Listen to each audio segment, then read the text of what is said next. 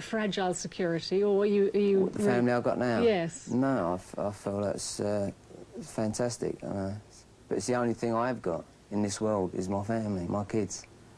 Is that the same for you, Yvonne? Oh, yes. They're my life, really, aren't they? You keep going. But again, I mean, I mean, this business of feeling different and the lack of self-confidence, which I know you feel. I mean, don't you feel proud of what you've all achieved? Because to me, it's fantastic. There you have stable lives, happy lives. Well, yes, I'm proud that I'm sort of normal. People don't look at you. See, the good thing about it is we've done it on our own backs. We've gone out and everything we've got and done, achieved, we've done on our own. Nobody's helped us. Nobody at all. We've never had that start for 10 like a lot of people get. And everything that we've got, we hold on to. That's right. And we die for. Well, I would anyway. Thomas, Dilly suggested you were still having problems in the film. I thought you probably want to come back on that. What? Sorry? In the film, he suggested that you were still having problems. Do you feel that Beechholme is still very much part of your life and you can't actually... Oh, I think of it all the time. There's not a week goes by I don't.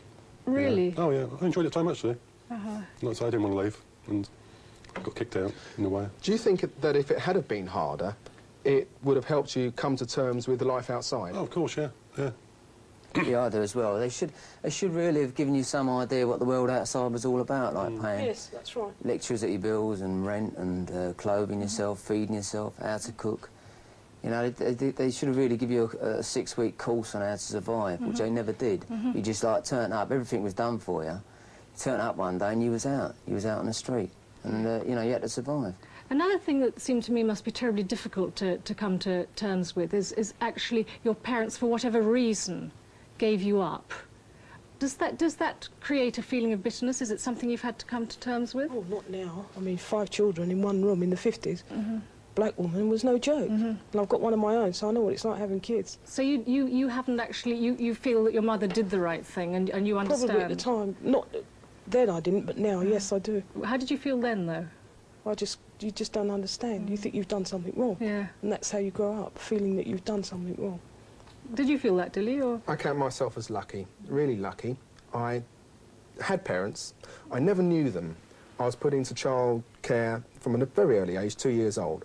I grew up in an institution which I called my home. Those people around me, my friends, I called my friends, I called my family.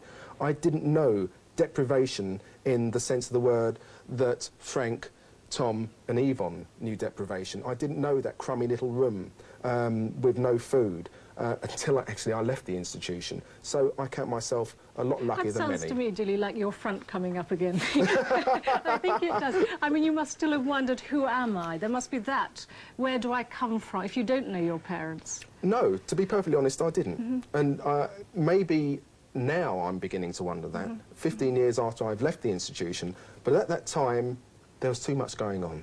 Much too exciting to wonder about parents. But it's a great need for parents, isn't it? If not for a mother or a father, then for parental attention and concern. You must have missed that in some way. That's right. I've never had it.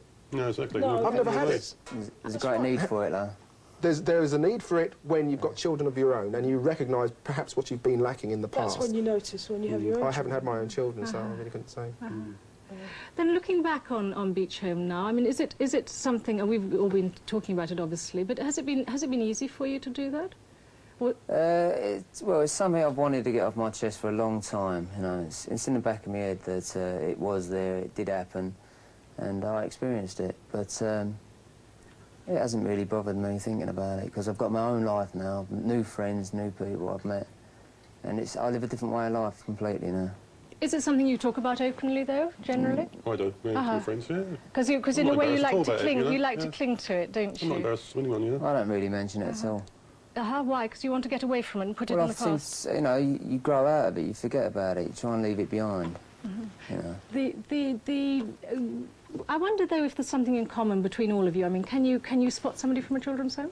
I can't personally spot somebody from a children's home, no. But I think the one thing that there is in common with everybody that has been in care is the embarrassment and the guilt that they feel about having been in childcare. It's no fault of their own. It may have been the fault of their parents, but not their fault. Don't blame yourself. That's what I'd say to children that have been in care. Don't blame yourself. Don't be embarrassed about it, because the only person that counts at the end of the day is you.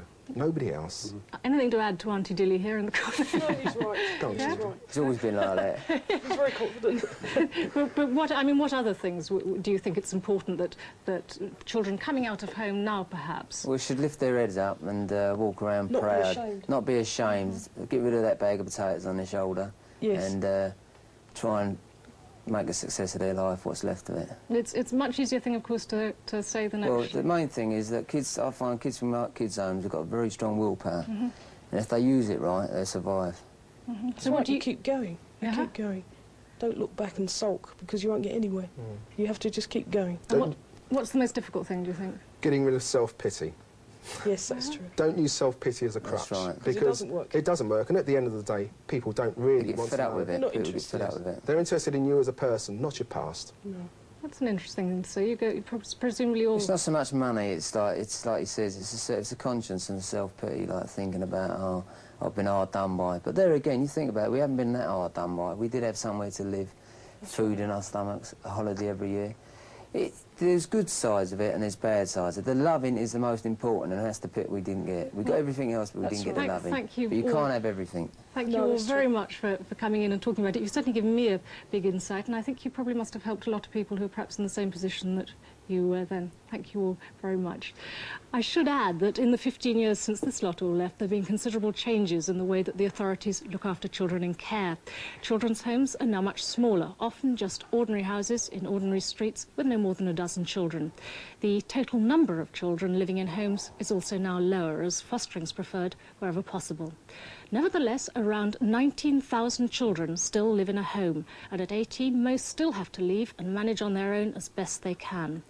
The National Association of Young People in Care has told A+4 that more resources are urgently needed to provide support during the crucial time when they start life on their own. The address, by the way, for anyone wanting more information, will be on your screens at the end of the programme. Well, that's it for this programme. On Monday, I'll be talking to some other young people who've also made it against the odds. 4 Glaswegians who escaped the dole to become the stars of a recent London theatrical success. A+4, Monday, 4 o'clock. Join me then.